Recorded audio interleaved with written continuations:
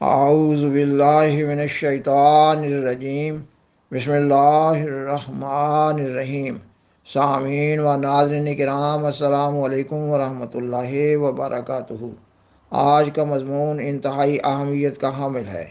اس وقت کی دنیا کا اہم فکری موضوع ہے۔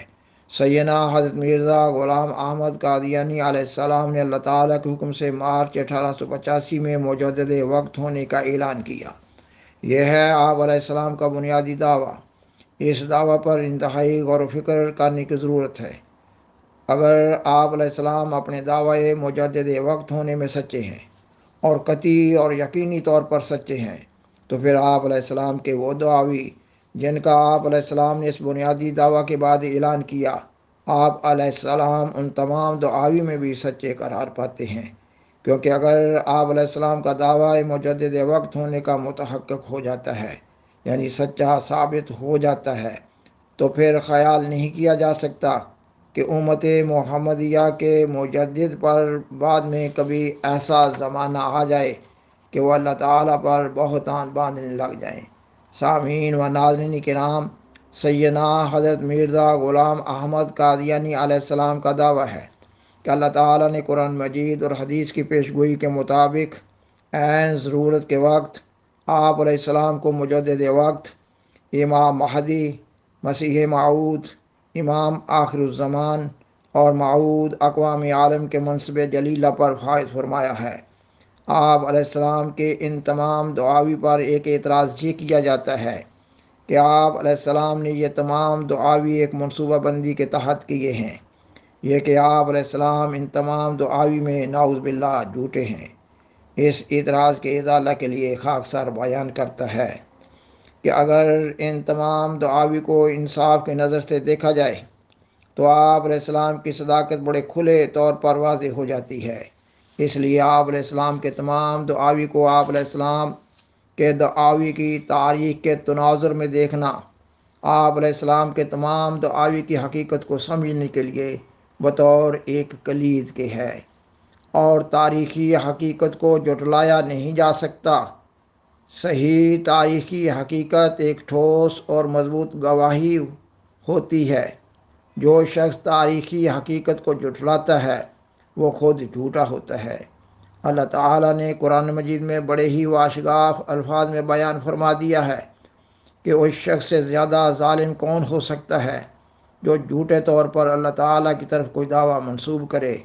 اور اللہ تعالیٰ نے یہ بھی فرما دیا ہے کہ اس شخص سے زیادہ ظالم کون ہو سکتا ہے جو اللہ تعالیٰ کی طرف سے پیش کردہ سچے دعوے کو جھٹلا دے۔ سامعین و ناظرین کرام، خاکسار یہ مضمون تبلیغی نقطہ نظر سے پیش کر رہا ہے، اس امید پر کہ شاید کوئی ایک انسان جماعت احمدیہ کے بارے میں بنیادی حقائق سے واقفیت حاصل کر لے۔ اس کے لیے خاکسار بیان کرتا ہے کہ سیدنا حضرت مرزا غلام احمد قادیانی علیہ السلام نے اللہ تعالیٰ کے حکم سے مارچ 1885 میں مجدد وقت ہونے کا اعلان کیا۔ اب اس دعویٰ کی تحقیق کرنا ایک بنیادی امر ہے۔ اس کے لیے آپ علیہ السلام کے دعوی مجدد وقت کے اعلان مارچ 1885 سے قبل کے آپ علیہ السلام کے حالات زندگی کو انتہائی احتیاط سے دیکھنا ضروری ہے۔ آپ علیہ السلام کے حالات زندگی سے معلوم ہو رہا ہے کہ اللہ تعالیٰ آپ علیہ السلام کے بچپن، لڑکپن اور اوائل جوانی سے ہی اس منصب جلیلہ کے لیے تیار کر رہا تھا۔ آپ علیہ السلام کے سوانح نگار بیان کرتے ہیں کہ آپ علیہ السلام بچپن سے ہی نرالی دنیا کے فرد معلوم ہوتے تھے۔ آپ علیہ السلام اپنے لڑکپن سے ہی متوازن، معتدل قسم کا مذہبی رجحان رکھتے تھے۔ آپ علیہ السلام کو اپنی اوائل جوانی سے ہی پنجگانہ نماز باجماعت اور نفل نمازوں کی ادائیگی، ذکر الہی کرنے، کثرت سے درود شریف پڑھنے، قرآن مجید پر گہرا غور و فکر کرنے اور مذاہب عالم بالخصوص عیسائیت کے مطالعہ کی طرف خصوصی توجہ تھی۔ آپ علیہ السلام خود بیان فرماتے ہیں، میں 16-17 برس کی عمر سے عیسائیوں کی کتابیں پڑھتا ہوں اور ان کے اعتراضوں پر غور کرتا رہا ہوں۔ میں نے اپنی جگہ ان اعتراضوں کو جمع کیا ہے جو عیسائی حضرت صلی اللہ علیہ وآلہ وسلم پر کرتے ہیں۔ ان کی تعداد 3000 کے قریب پہنچی ہوئی ہے۔ سامعین و ناظرین کرام، اس وقت کا متحدہ ہندوستان کا مذہبی ماحول مذاہب عالم کے مابین جنگ کا اکھاڑا بن چکا تھا، اور آپ علیہ السلام اپنی اوائل جوانی سے ہی دفاع اسلام اور اشاعت اسلام کے جہاد میں مصروف عمل ہو چکے تھے۔ آپ غیر مذاہب کے مشنریز اور مناد سے گفتگو بھی کر لیتے تھے اور اخبارات و رسائل میں مضامین بھی لکھتے رہتے تھے۔ اس وقت مذاہب عالم بالخصوص عیسائی مشنریز اسلام اور سیدنا حضرت محمد صلی اللہ علیہ وآلہ وسلم کو اپنے اعتراضات کا نشانہ بنا رہے تھے۔ اس وقت عیسائیت کو اقوام عالم پر سیاسی برتری بھی حاصل تھی۔ بدعقائد اور بدعمال مسلمانوں میں سے بعض افراد مرتد بھی ہو رہے تھے۔ مسلمان اپنی تاریخ کے انتہائی نازک ترین دور میں سے گزر رہے تھے۔ اسلام کو ایک لا علاج مرد بیمار قرار دے دیا گیا تھا۔ اس وقت آپ علیہ السلام کے دل میں ڈالا گیا کہ زبانی گفتگو اور تقاریر، بحث اور مباحثہ اور اخبارات اور رسائل کے مضامین کا اثر تو عارضی ہوتا ہے۔ اس لیے آپ علیہ السلام نے حقانیت قرآن مجید اور صداقت سیدنا حضرت محمد صلی اللہ علیہ وآلہ وسلم کے عنوان پر ایک محکم اور مستحکم کتاب لکھنے کا عزم بالجزم کیا۔ تب آپ علیہ السلام نے ایک معرکۃ الآراء کتاب براہین احمدیہ 1880 تا 1884 کے عرصے میں لکھی اور شائع کی۔ آپ علیہ السلام نے اپنی یہ پہلی کتاب غیر مذاہب کے بالمقابل بھاری انعامی رقم کے چیلنج کے ساتھ پیش کی۔ اس وقت مضمون کے طول پکڑنے کے خوف سے نہ تو اس چیلنج کی عبارت پیش کی جا سکتی ہے اور نہ ہی براہین احمدیہ کے مضامین کی طرف کوئی اشارہ کیا جا سکتا ہے۔ مختصر یہ کہ غیر مذاہب کے داعیان اس معرکۃ الآراء کتاب کا جواب لکھنے سے عاجز آ گئے۔ سامعین و ناظرین کرام، آپ علیہ السلام کی کتاب براہین احمدیہ کی امتیازی شان یہ ہے کہ آپ علیہ السلام نے ایک طرف تو براہین احمدیہ میں پیش کردہ دلائل دربارہ حقانیت قرآن مجید اور صدق نبوت محمدیہ کی مثل لانے کے لیے انعامی اشتہار دیا، تو دوسری طرف براہین احمدیہ کے ذریعہ متلاشیان حق و روحانی سیرابی کے لیے عالمگیر دعوت نشان نمائی دی، اور نشان نمائی کے لیے آپ علیہ السلام نے اپنی ذات کو پیش کیا، یہ کہ اللہ تعالیٰ آج بھی آپ سے بولتا ہے۔ سامعین و ناظرین کرام، آپ علیہ السلام کو مارچ 1882 میں ایک دفعہ پھر زیارت رسول سیدنا حضرت محمد رسول اللہ صلی اللہ علیہ وسلم سے مشرف کیا گیا۔ آپ علیہ السلام نے اپنی کتاب آئینہ کمالات اسلام میں زیارت رسول صلی اللہ علیہ وسلم کی اس عظیم تجلی کا ذکر فرمایا ہے۔ آپ علیہ السلام کی اصل عبارت عربی میں ہے، اردو ترجمہ پیش کیا جا رہا ہے۔ آپ علیہ السلام بیان فرماتے ہیں، ایک رات میں کچھ لکھ رہا تھا۔ یہ براہین احمدیہ کے زمانہ کی بات ہے، یعنی براہین احمدیہ حصہ سوم 1882 میں جب آپ لکھ رہے تھے۔ آپ فرماتے ہیں، ایک رات میں کچھ لکھ رہا تھا کہ اسی اثناء میں مجھے نیند آ گئی اور میں سو گیا۔ اس وقت میں نے حضرت صلی اللہ علیہ وآلہ وسلم کو دیکھا۔ آپ صلی اللہ علیہ وآلہ وسلم کا چہرہ بدر تام کی طرح درخشاں تھا۔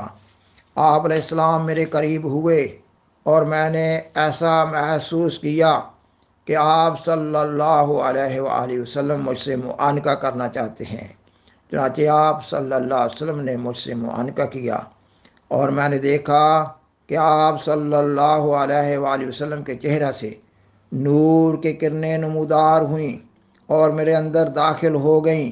میں ان انوار کو ظاہری روشنی کی طرح پاتا تھا اور یقینی طور پر سمجھتا تھا کہ میں انہیں محض روحانی آنکھوں سے ہی نہیں بلکہ ظاہری آنکھوں سے بھی دیکھ رہا ہوں، اور اس معانقہ کے بعد نہ ہی میں نے یہ محسوس کیا کہ آپ صلی اللہ علیہ وآلہ وسلم مجھ سے الگ ہوئے ہیں، اور نہ ہی یہ سمجھا کہ آپ صلی اللہ علیہ وسلم تشریف لے گئے ہیں۔ اس کے بعد مجھ پر الہام الہی کے دروازے کھول دیے گئے، اور میرے رب نے مجھے مخاطب کر کے فرمایا، یا احمد بارک اللہ فیکا۔ سامعین و ناظرین کرام، آپ علیہ السلام کا یہ الہام عربی زبان میں ہے اور 101 کلمات پر مشتمل ہے۔ آپ علیہ السلام اس الہام سے یہ سمجھ رہے تھے کہ اللہ تعالیٰ نے آپ علیہ السلام کو اپنے خاص کام کے لیے چن لیا ہے۔ آپ علیہ السلام نے اس عربی الہام کو اپنی کتاب براہین احمدیہ حصہ سے میں لکھ دیا، اور اپنی طرف سے اپنی کسی روحانی عہدہ کا اعلان نہیں کیا، اور حسب معمول خدمات دینیہ میں مصروف رہے۔ آپ علیہ السلام کی یہ کتاب شائع ہوئی تو کئی ایک اہل اللہ صوفیاء کرام اور مشہور علماء نے اس کتاب پر کئی صفحات پر مشتمل لمبے لمبے تبصرے اخبارات و رسائل میں شائع کیے، اور آپ علیہ السلام کی اس خدمت جلیلہ کو بعض زمانہ نبوی سب سے بڑی خدمت اسلام قرار دیا، اور اپنے تجربہ اور مشاہدہ کی بنیاد پر براہین احمدیہ میں درج آپ علیہ السلام کے الہامات کی تائید میں لکھا کہ آپ علیہ السلام کے اس سے قبل کے کئی ایک الہامات پورے ہو چکے ہیں۔ یہ الہام جو عربی زبان کے 101 کلمات پر مشتمل ہے، مارچ 1882 کا ہے۔ اس الہام کے 3 سال بعد مارچ 1885 میں آپ علیہ السلام نے اللہ تعالیٰ کے حکم سے مجدد وقت ہونے کا اعلان کیا۔ سامعین و ناظرین کرام، خود سے منصوبہ بندی کے تحت 3 سال کا وقفہ نہیں ڈالا جا سکتا تھا، اور پھر اس کے 4 سال بعد 23 مارچ 1889 کو آپ علیہ السلام نے اللہ تعالیٰ کے حکم پر سلسلہ بیعت کا آغاز کرتے ہوئے جماعت احمدیہ کے قیام کا اعلان کیا۔ حقیقت یہ ہے کہ دین اسلام اللہ تعالیٰ کا ہے۔ اللہ تعالیٰ نے اپنی نہاں در نہاں حکمتوں کے تحت جس طرح مناسب جانا اس سلسلہ کو چلایا۔ مثلاً اس طرح چلانے میں اللہ تعالیٰ کی ایک حکمت یہ بھی ہو سکتی ہے کہ آپ علیہ السلام کے متبعین کی تدریجاً تربیت ہوتی چلی جائے، اور پھر آپ علیہ السلام نے مجدد وقت کے اعلان کے 5 سال بعد 1890 کے آخر میں اللہ تعالیٰ کے حکم سے امام مہدی و مسیح موعود ہونے کا اعلان کیا۔ خود سے انسانی منصوبہ بندی کے تحت پھر 5 سال کا انتظار نہ کیا جا سکتا تھا۔ بزرگان سلف یہ پیشگوئی کر گئے تھے کہ 14ویں صدی کے مجدد ہی امام مہدی ہوں گے، اور پھر اسلام میں یہ بھی ایک تسلیم شدہ حقیقت ہے کہ امام مہدی و مسیح موعود نبی اللہ ہوں گے۔ جس کو خدا معمور کرے وہ نبی اللہ ہی ہوا کرتا ہے، کیونکہ حضرت محمد صلی اللہ علیہ وسلم خاتم الانبیاء ہیں۔ اس لیے آپ صلی اللہ علیہ وآلہ وسلم کا دامن چھوڑ کر اب کوئی اور نبی نہ ہوگا، اور یہی معنی ہے لا نبی بعدی کا، یہ کہ آپ صلی اللہ علیہ وسلم فرماتے ہیں کہ مجھے چھوڑ کر، میرے سے الگ ہو کر میری شریعت کے خلاف نبی نہ ہوگا۔ اور حقیقت یہ ہے کہ حضرت مرزا غلام احمد قادیانی علیہ السلام نے اپنے لیے کہیں بھی مطلق نبی کا لفظ استعمال نہیں کیا، یعنی اپنے آپ کو ایک آزاد نبی کے طور پر کبھی آپ نے پیش نہیں فرمایا، بلکہ اپنے لیے امتی نبی کے الفاظ استعمال کیے ہیں۔ اور خاکسار نے بیان کیا کہ جس امام کو خدا معمور کرے وہ نبی ہی ہوا کرتا ہے۔ سورہ جمعہ میں سیدنا حضرت محمد صلی اللہ علیہ وسلم کی دوسری بعثت کی پیشگوئی اور وعدہ ہے۔ آپ علیہ السلام کا دعویٰ ہے کہ آپ علیہ السلام سیدنا حضرت محمد صلی اللہ علیہ وآلہ وسلم کی بیست ثانیہ کے مصداق ہیں۔ جو امام آپ صلی اللہ علیہ وسلم کی بیست ثانیہ کا مصداق ہوگا وہ نبی اللہ ہی ہوگا، مگر امتی نبی۔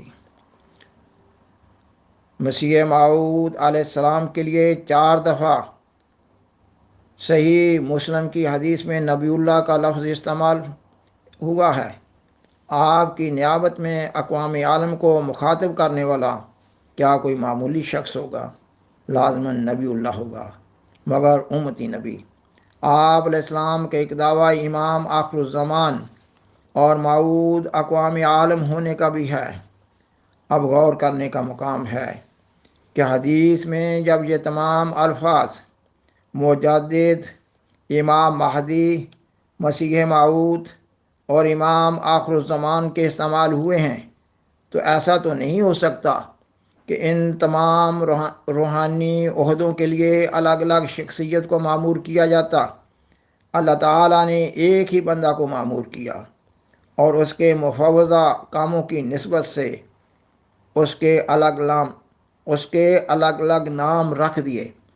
پس آپ علیہ السلام کے متعدد دعاوی کا ایک مقصد یہ بھی تھا کہ حدیث میں آنے والے تمام الفاظ کا ایک ہی ذات پر انطباق ہو جائے، تاکہ تمام شخصیت کے بارے میں ایک وجود میں پیش گوئی پوری ہو جائے۔ بس یہ اللہ تعالیٰ کی طرف سے ہوا، کسی بندے کا منصوبہ نہیں ہو سکتا تھا۔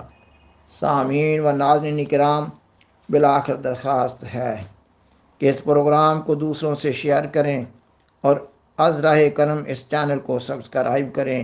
جزاکم اللہ تعالی احسن الجزا وآخر دعوانا ان الحمد للہ رب العالمین۔ شکریہ۔